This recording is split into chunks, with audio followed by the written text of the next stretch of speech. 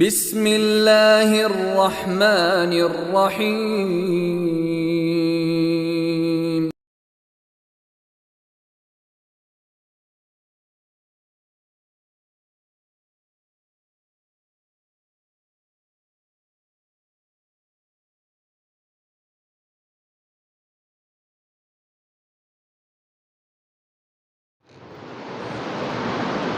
إن الحمد لله نحمده ونستعينه ونستغفره ونؤمن به ونتوكل عليه ونعوذ بالله من شرور أنفسنا ومن سيئات أعمالنا من يهده الله فلا مضل له ومن يضلله فلا هادي له أشهد أن لا إله إلا الله وحده لا شريك له ونشهد أن سيدنا محمدًا عبده ورسوله أما بعد أيها الإخوة في الله أوصيكم وإياي أولا بتقوى الله قال الرحمن الرحيم في القرآن العظيم والفرقان المجيد يا أيها الناس اتقوا ربكم الذي خلقكم من نفس واحدة وخلق منها زوجها وبث منهما رجالا كثيرا ونساء واتقوا الله الذي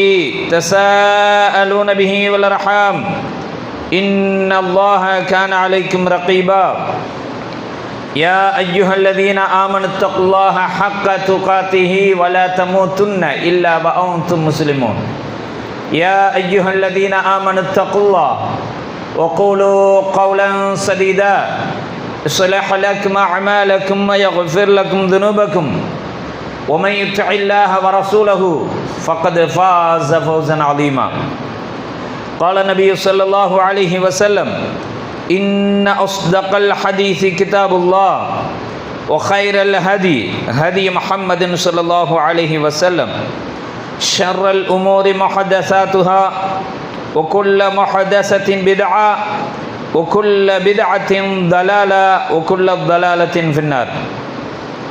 எல்லாமல்ல அல்லாஹுவை போற்றி புகழ்ந்து ஜும்ஆவினுடைய வழிபாடுகளில் ஒன்றான குத்பாவை செவியேற்பதற்காக அல்லாஹுவின் ஆலயத்தில் ஒன்று கொள்ளும் இருக்கிறோம். இந்த நல்ல சமயத்தில் செவியேற்கும் செய்திகள் அனைத்தும் உங்களுக்கும் எனக்கும் பயனளிக்கக்கூடியதாக அமைய வேண்டும் என்ற உயரிய பிரார்த்தனையோடு இந்த ஜும்ஆவினுடைய செய்திகளை ஆரம்பம் செய்கிறேன். அருமையானவர்களே, அப்துல்லா இப்னு அப்பாஸ் ரலியல்லாஹு அன்ஹு அவர்கள் அறிவிக்கக்கூடிய ஒரு ஹதீஸ். அல்லாஹுடைய தூதர் சொன்னாங்க, சலாசுன் மூன்று விஷயங்கள் இருக்கிறது. மக்ரூனத்தும் பி சலாசின் மூன்று விஷயங்களோடு அது சேர்க்கப்பட்டு இருக்கிறது, முடிச்சு போடப்பட்டுள்ளது. மக்ரூன்னா அசல்ல கர்ன் அப்படின்னால இந்த முடிச்சுக்கள் இருக்குல்ல, இதுக்கு சொல்லுவாங்க இணைக்கப்பட்டது. இப்போ இதெல்லாம் இணைந்து தானே இருக்குது. இதில் ஏதாவது பிளவு வந்தால் என்ன செஞ்சிடும், வழி வந்துடும், அப்படி தானே. அப்போ மக்ரூனத்துன் ஒரு மூன்று விஷயங்கள் மூன்றோடு இணைக்கப்பட்டுள்ளது. ஒன்று பிரச்சனைன்னா இன்னொன்று தானாக அவுட் ஆயிடும். ஒன்று இல்லைன்னு சொன்னால் ஒன்று போயிடும். இதில் இந்த மேல் பாட்டம் பிரச்சனைன்னு சொன்னால் கீழே உள்ளது என்ன செய்யாது, இயங்காது. சாதாரண விரலாக இருக்கட்டும், கைகளாக இருக்கட்டும், இந்த ஜாயிண்ட் எல்லாமே அப்படி தான் இருக்கும். அப்போ அல்லாஹுடைய தூதர் சொன்னாங்க, மூன்று விஷயங்கள் மூன்றோடு இணைக்கப்பட்டு இருக்கிறது. லா துக்பல் வாஹிது மின்ஹுன்ன இல்லா பில் உக்ரா, ஒன்றை விட்டுட்டு ஒன்று மட்டும் ஏற்கப்படாது. ரெண்டும் சேர்ந்து தான் எலிஜிபிள் ஆகும். ஒன்று போயிட்டு பரவாயில்ல இவர் இங்கே வந்துட்டார், அந்த ஒன்றில் மட்டும் மைனஸு அப்படின்னு விட முடியாது. அந்த மூணு என்னன்னு தான் இந்த ஜும்ஆவினுடைய செய்தியாக நாம் எடுத்திருக்கிறோம். நார்மலாகவே அல்லாஹ் திருமறை குர்ஆனில் சொல்லித்தரான். 7வது அத்தியாயத்தினுடைய 147வது வசனமாக சொல்கிறான், பொதுவான கருத்து இது. நாம் மூன்றுன்னு சொன்னோமே, அது முஸ்லிம்கள் உங்களுக்கும் எனக்குமான செய்தி. காமனாக பொதுவாக மனித சமூகத்துக்கான ஒரு செய்தி அல்லாஹ் 7வது அத்தியாயத்தினுடைய 147 சொல்கிறான். நம்முடைய நல்ல அமல்கள் இணைக்கப்பட வேண்டும் என்று சொன்னான். அல்லாஹ்விடத்தில் அது ஒப்புக்கொள்ளப்பட வேண்டுமே என்று சொன்னால், வல்லதீன கத்தபூ பி ஆயாத்தினா, எவர் நம்முடைய வசனங்களை எல்லாம் பொய்ப்படுத்தி விட்டு, ஒலிகாயில் ஆஹிரா, நம்முடைய மறுமையினுடைய சந்திப்பை அவர்கள் பொய்ப்படுத்தி விட்டு, நற்காரியங்கள் செய்வார்களோ ஹபித்தத் அமாலுஹும், அவர்களுடைய அமல்கள் இல்லாமல் போய்விடும். ஹபித்தத்னா காணா போயிடும் அர்த்தம். ஹபித்தத் அமாலுஹும், அவர்களுடைய நற்செயல்கள் செய்தார்களே அதெல்லாம் ஒன்றும் இல்லாமல் போயிடும். ஹல் யுஜ்ஸௌன இல்லா மா கானூ யஅமலூன், அவர்கள் எதை செய்தார்களோ அதை உலகத்தில் அதுக்குள்ள கூலிகளை பெற்றுக்கொள்வார்கள், மறுமையில் எந்த பங்கும் அவர்களுக்கு இல்லை. அப்படியே இது காமனாக சொல்லப்பட்ட ஒரு செய்தி. முஸ்லிம்களாகிய நமக்கு நற்காரியங்கள் செய்து அந்த நற்காரியங்கள் மூலமாக நன்மைகளை பெற வேண்டும் என்று சொன்னால் 3 அமல்கள் நம்மிடத்தில் இணைக்கப்பட்டதாக இருக்கிறது. ஒன்று என்ன அப்படின்னு சொன்னால், லா துக்பலு தாஅத்துல்லாஹி இல்லா பி தாஅத்தி ரசூலிஹி, அல்லாஹ்வை நான் வணங்குறேன், அல்லாஹுவை ஏற்றுக்கிட்டேன், அல்லாஹுடைய தூதர் அது கொஞ்சம் யோசிக்க வேண்டியதாக இருக்குது பார்ப்போமே அப்படின்னு ஒருத்தன் பரிசீலனைக்கு எடுத்துட்டான்னு சொன்னால், அல்லாஹுவை ஏற்றுக்கொண்டு வணக்க வழிபாடு செய்தானே அது தள்ளுபடி ஆயிடும். முதல் விஷயம் அதுதான். 3 இணைக்கப்பட்டதுன்னு சொன்னமே, அல்லாஹ்வை நான் வணக்க வழிபாடு செய்வேன், அல்லாஹுடைய செய்திகளை எடுத்துக்கிடுவேன், அல்லாஹுடைய தூதருடைய செய்தியை பரிசீலனைக்கு வைப்பேன், அதை ஏற்க முடியாது, கொஞ்சம் பார்த்துக்கிடுவோம், அதை கொஞ்சம் எடுத்து வைப்போம் அப்படின்னு எவன் ஒருவன், அதான் குர்ஆன் சொல்லுது, அத்தியுல்லாஹ் வாத்தியூர் ரசூல், எங்கெல்லாம் இத்தாஅத்துல்லாஹ் அல்லாஹுக்கு வழிபாடு செய்ய வேண்டும், அல்லாஹுக்கு கட்டுப்பட வேண்டும் எங்கெல்லாம் சொல்லுவானோ அங்கெல்லாம் இத்தாஅத்து ரசூல் வந்துடும். அல்லாஹுடைய தூதருக்கு நீ கட்டுப்பட்டு ஆகணும். ஒன்றை எடுத்துக்கொண்டு மற்றொன்றை விட்டுவிட்டால் அது செல்லுபடி ஆகாது. அப்போ நாம் குர்ஆனையும் ஹதீஸையும் எடுத்தாகணும். அல்லாஹுடைய குர்ஆன் நமக்கு ஒன்றை சொல்லும், அதுக்கு விளக்கமாக அல்லாஹுடைய தூதருடைய சொல் அமைந்திருக்கும். தொழுன்னு சொல்லும் குர்ஆன், தொழுன்னு தானே சொல்லுது, அகீமுஸ்ஸலா, தொழுகையை நிலைநாட்டுங்கள். எப்படி தொழணும்னு சொல்லிச்சா? ருக்கு எப்படி செய்யணும்னு சொல்லிச்சா? சொல்லாது. அதை யார் சொல்லுவா? இத்தாஅத்து ரசூல், அல்லாஹுடைய தூதருடைய சொல்லு தான் நமக்கு பாடம் படித்து தரும். அப்போ குர்ஆனில் தொழு என்று சொல்லும், ஆனால் எப்படி தொழ வேண்டும் என்று அல்லாஹுடைய தூதர் சொல்லுவாங்க. இன்னைக்கு நிறைய மக்கள் என்ன பண்ணிட்டான், குர்ஆனே போதுமானது, அவங்களுக்கு பேர் வேற சொல்லுவாங்க. நம்மெல்லாம் சொல்கிறோம் அது தவறு, அந்த வார்த்தையை சொல்லக்கூடாது. அஹ்லுல் குர்ஆன் அப்படின்னு சொல்லுவாங்க அந்த மக்களை. நாம தான் அஹ்லுல் குர்ஆன். குர்ஆன் உடையவர்கள் யார்? நாம தானே. அவர்கள் கைரல் குர்ஆன், குர்ஆனுக்கு அப்பாற்பட்டவர்கள் தான் சொல்லணும்.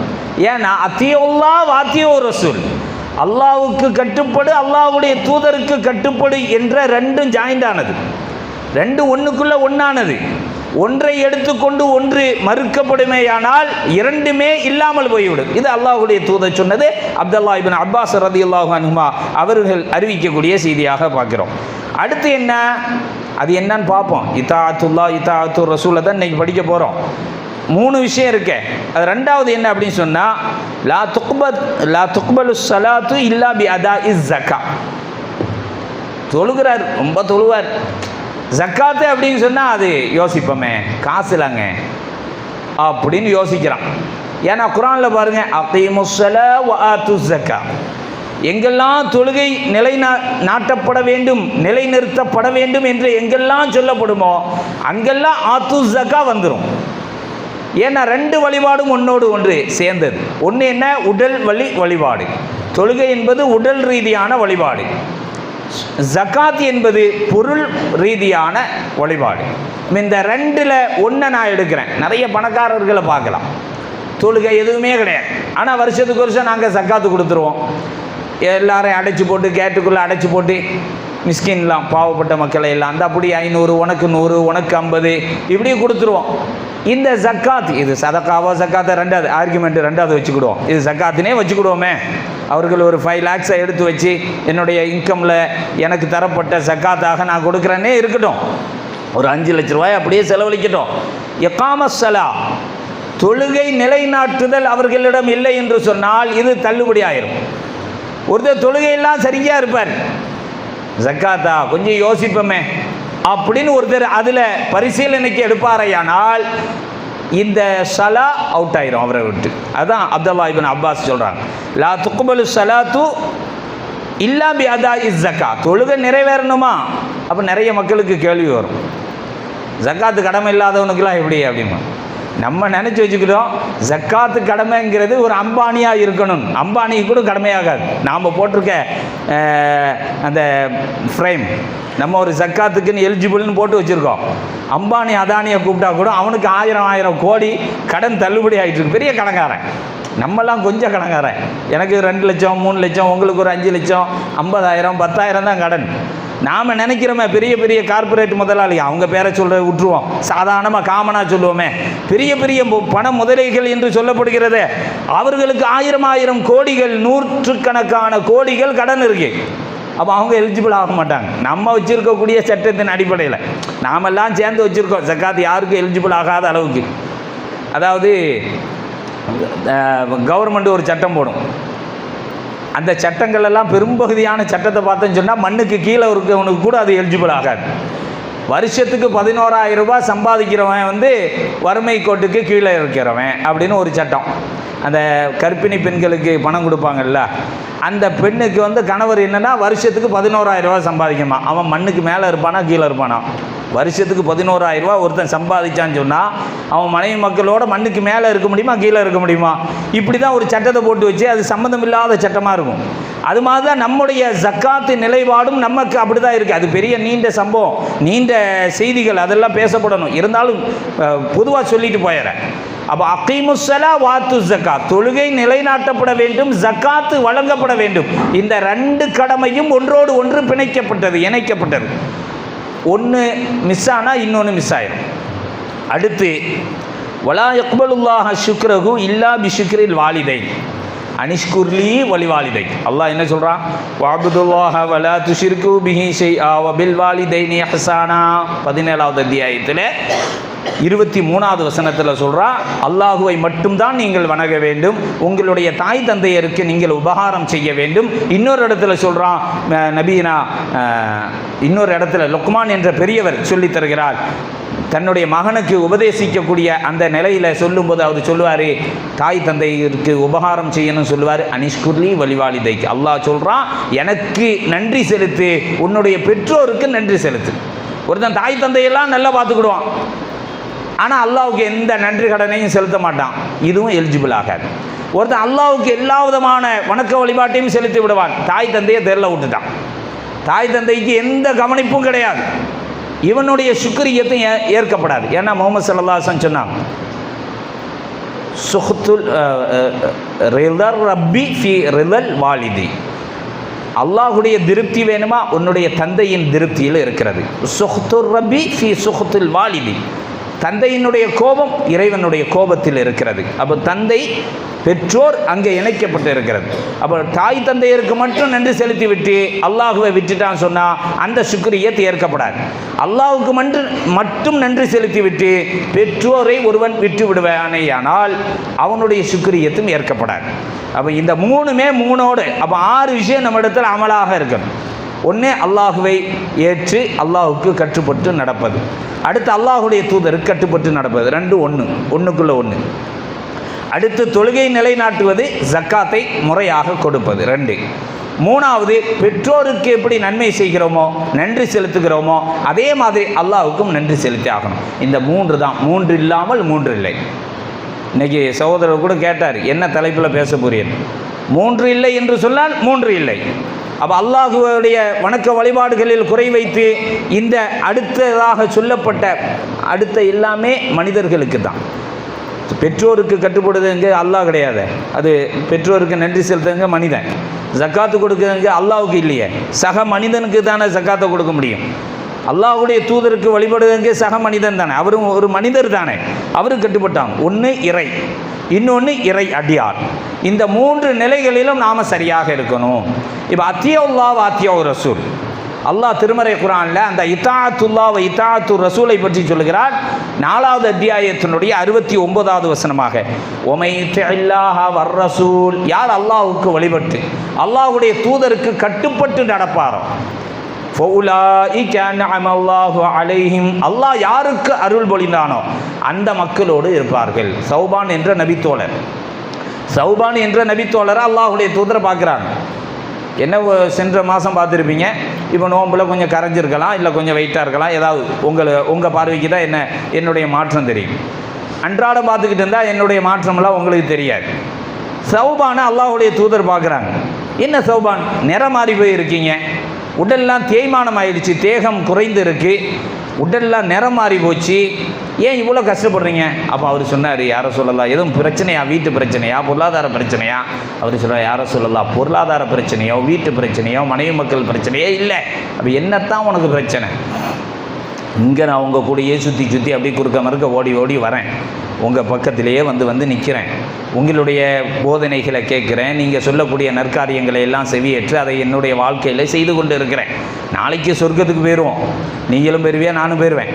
சொர்க்கத்தில் நான் உங்களோட இருக்க வாய்ப்பு கிடையாது தானே. நீங்கள் விவிஐபி, நான் சாதாரண சாமானிய மனிதன், நீங்கள் பெரிய ஆள், நபிமார்களுடைய லிஸ்ட்டில் இருப்பீங்க, நீங்கள் பெரிய ஆள் அந்தஸ்தில் இருக்கும்போது நான் உங்கள் இடத்த ரீச் பண்ண முடியாது அப்படின்னு அந்த கவலை தான் எனக்கு. அவர் கவலையை பாருங்கள், நமக்கு கவலைலாம் வேற, அவருக்கு கவலை என்ன, நான் இங்கே உள்ள கவலை இல்லை, இங்கே உங்களை கூடயே குறுக்க மறுக்க ஓடிக்கிட்டு இருக்கேன், உங்கள் பின்னாலேயே வந்துடுறேன், நாளைக்கு மறுமையில் நான் என்ன செய்ய? அங்கே அவருக்கு நம்பிக்கை இருக்குது, நான் சொர்க்கம் வந்துடுவேன். ஏன்னா அல்லாஹுடைய தூதரங்களை ஃபாலோ பண்ணுறாரு, அது ஃபாலோ பண்ணுறது நரகத்துக்கு போக முடியாத. நான் வந்துடுவேன், ஆனால் உங்கள் இடத்த ரீச் பண்ண முடியுமா, உங்கள் இடத்த நான் தொட்டு இருக்க முடியுமா, உங்களோட இருக்க முடியுமா அப்படின்னு கேட்டப்போ தான் இந்த 4வது அத்தியாயத்தினுடைய 69வது வசனம் அருளப்பட்டதாகவே சபபு நுஸூலாக சொல்கிறாங்க. இறங்கியதற்கான காரணமாக வர்ரசூல், யார் அல்லாஹ்வுக்கு வழிபட்டு அல்லாஹ்வுக்கு கட்டுப்பட்டு அல்லாஹ்வுடைய தூதருக்கு கட்டுப்பட்டு நடப்பாரோ ஃபௌலாயிக அன்அமல்லாஹு அலைஹிம், அல்லாஹ் யாருக்கு அருள் பொழிந்தானோ மினன் நபியீன், நபிமார்கள், வஸ்ஸித்தீகீன், வாய்மையாளர்கள், வஷ்ஷுஹதாயி வஸ்ஸாலிஹீன், உயிர் தியாகம் செய்தவர்கள், நன்மக்கள், நற்காரியம் செய்தவர்கள், அவர்களுடைய வரிசையில் பட்டியலில் வந்து விடுவார்கள். அப்போ நாமும் அந்த பாக்கியத்தை பெற முடியும். நாம் நபிமார்கள் இல்லை, அப்படிதானே? நபிமார்களுடைய பிள்ளையா? அதுவும் கிடையாது. சுஹதாக்களா, உயிர் தியாகம் செய்தவர்களுடைய பரம்பரையா? அதுவும் இல்லை. ஆனால் நாம் அவர்களை ரீச் பண்ண முடியும், அவர்களை தொட முடியும், அந்த இடத்துல பட்டியலில் போய் உட்கார முடியும். ஆனால் என்ன இருக்கணும்?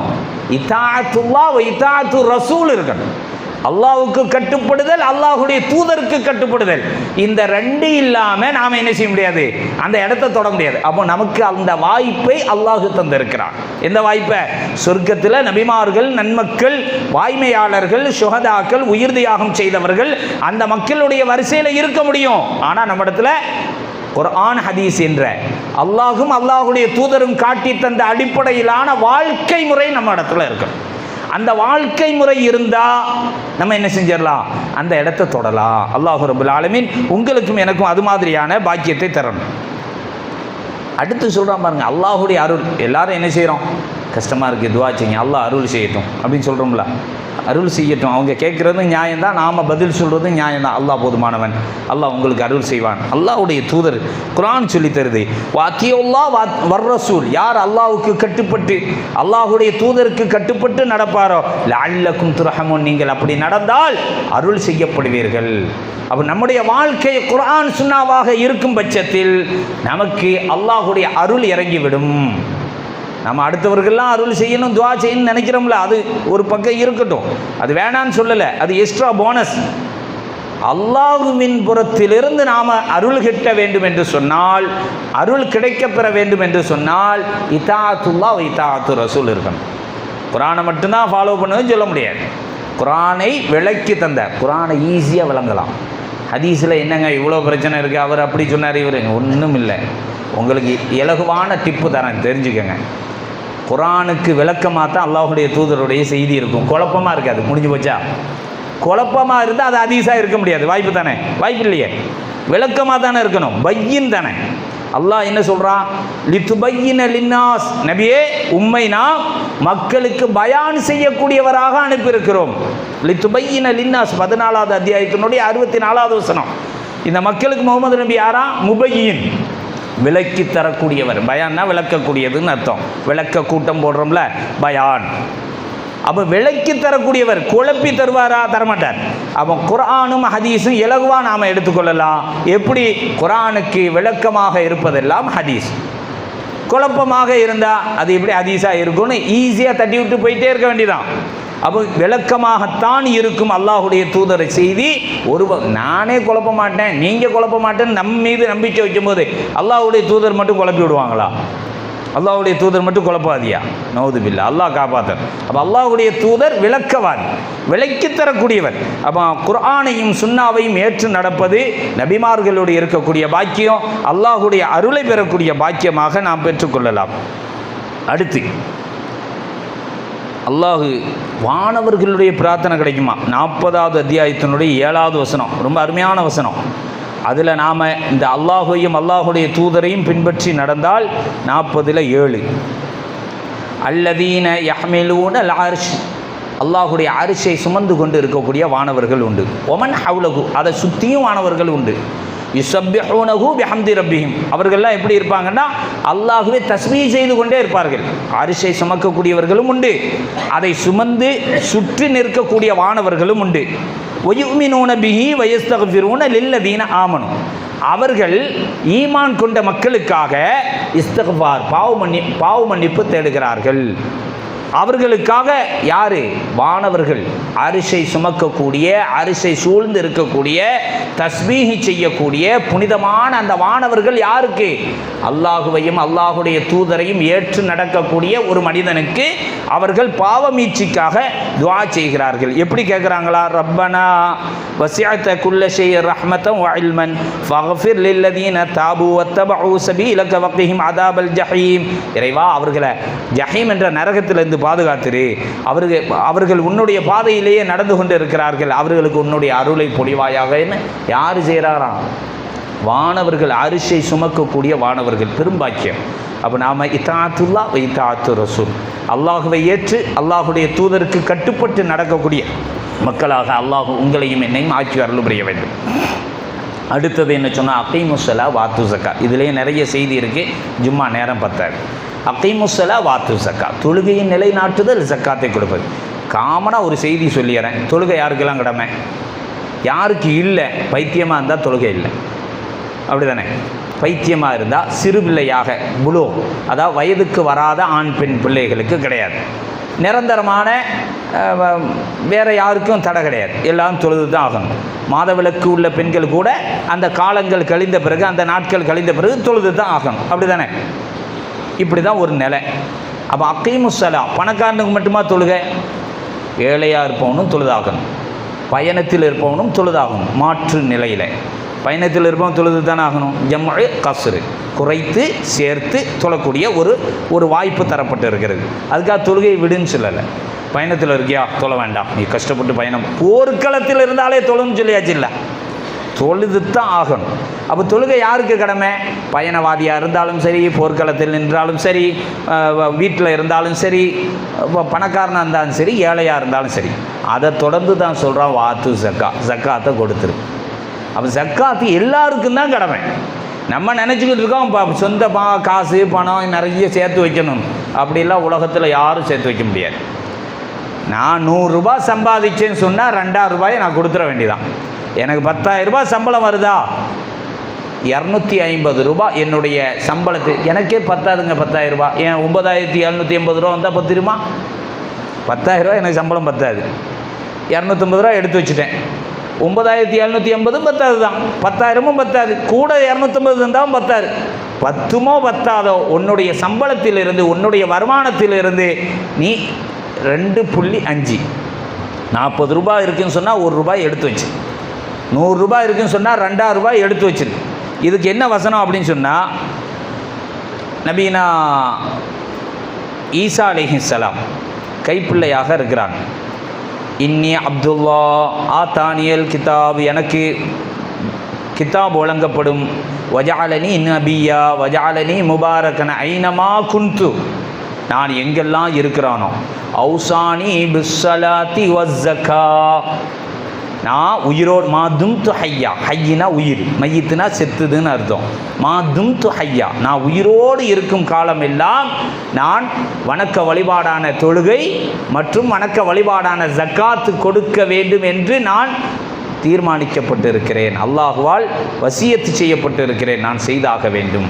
அப்போ ஒவ்வொரு மனிதனுக்கும் ஜக்காத் இருக்கு. அப்போ நம்ம என்ன நினச்சிக்கிறோம், கோடிக்கணக்கில் சேர்த்து வச்சவங்க மட்டும்தான் ஜக்காத்து கொடுங்க. அப்படிலாம் கிடையாது. அது நீண்ட சம்பவம், நீண்ட நெடிய செய்திகள் பேச வேண்டியது இருக்கும். இருந்தாலும் சுருக்கமாக சொல்லிடுறேன். 10,000 சம்பளம் வாங்குறோமா, 30,000 சம்பளம் வாங்குறோமா, 750 ரூபா எடுத்து ஜக்காத்துன்னு கொடுத்துட்டு போயிட்டே இருக்க வேண்டியதான் நம்முடைய ஜக்காத்து. அது ஜக்காத்தில் உள்ள சட்டங்கள் என்ன, அதை ரெண்டாவது பார்ப்போம். முதல்ல எனக்கு எல்லோரும் ஜக்காத்துக்கு எலிஜிபிள் ஆனவர்கள். எப்படி தொழுகை என்பது பணக்காரன், பிச்சைக்காரன், ஏழை, எளியவன் எல்லாருக்கும் கடமையோ, அது மாதிரி ஜக்காத்தும் பயணத்தில் இருந்தாலும், அவன் ஏழையாக இருந்தாலும் பணக்காரனாக இருந்தாலும் 2.5% தான், 2.5% தான் அவனுடைய அந்த விழுக்காடு அவனிடமிருந்து வாங்கப்படுகிறது. அல்லாஹ் கடமையாக ஆக்கியிருக்கிறான். அவன் அதையும் தெளிவாக நாம் செய்யணும். அப்போ உங்களுடைய ஜக்காத்தை கரெக்டாக நீங்கள் என்ன செய்யுங்க, மாதம் மாதம் உங்களுடைய ஜக்காத்து பங்களிப்பை. அதுக்கான இமாரத்து ஒன்றும் இல்லை, நமக்கு ஒரு கட்டமைப்பான ஒரு சூழல் இல்லாத ஒரு சூழல். அதுதான் நமக்கு என்ன, ரசூல் ஸல்லல்லாஹு அலைஹி வஸல்லம் காலத்தில் எல்லா நபி தோழர்களும் தான் ஜக்காத்து கொடுத்தாங்க. யாரும் கொடுக்கல, எல்லாரும் கொடுத்தாங்க. அபூ ஹுரைரா அவருக்கு வந்த காசுலேருந்து ஜக்காத்து கொடுக்க தான் செஞ்சார். அவர் ஜக்காத்து கொடுக்காத ஆள் இல்லை. ஜக்காத்துங்க எல்லாருக்கும் தகுதியாகும். ஆனால் வாங்கக்கூடிய நிலையும் சில நபர்களுக்கு வரும். கடனாளியாக இருக்கான், ஒரு 5 லட்ச ரூபா கடன். அப்போ 5 லட்ச ரூபா இன்னொருத்தர் எனக்கு தந்து என் கடனை அடைப்பதற்கான தகுதியிலும் நான் இருப்பேன், அது வேறு விஷயம். அப்போ அந்த ஜக்காத்தும் சலாவும் ஒன்றோடு ஒன்று சேர்ந்தது. அடுத்து பெற்றோருக்கு நன்றி செலுத்துவது போல், அல்லாஹுக்கு நன்றி செலுத்துவது போல், இந்த ரெண்டும் ஒன்றோடு ஒன்று இணைந்து இருக்க வேண்டும். அல்லாஹ் ரப்பல் ஆலமீன் அது மாதிரியான மக்களாக உங்களையும் என்னையும் ஆட்சி அருள் புரிவானாக வாழ்கிறேன். அல்லாஹும்ம அஇஸ்ஸல் இஸ்லாம் வல் முஸ்லிமீன் வஅதில்ல ஷிர்க வல் குஃப்ர வல் யஹூத வன் நஸாரா வல் முஷ்ரிகீன் ஃபன்சுர்னா அலல் கௌமில் காஃபிரீன். ரப்பனா ஆத்தினா ஃபித் துன்யா ஹஸனா வ ஃபில் ஆখিরাতি ஹஸனத்தன் வ கினா அஸாபன் நார். வ ஆகிரு தஅவானா அல்ஹம்துலில்லாஹி ரப்பில் ஆலமீன். வஸ்ஸலாம். இது போன்ற மார்க்க சொற்பொழிவுகள் மற்றும் இஸ்லாமிய காணொளிகளுக்கான நமது தமிழ் இஸ்லாமிக் ஃபுட்டேஜ் என்கிற யூடியூப் சேனலை சப்ஸ்கிரைப் செய்து கொள்ளுங்கள். ஜஸாக்குமுல்லாஹு கைரன் கஸீரா.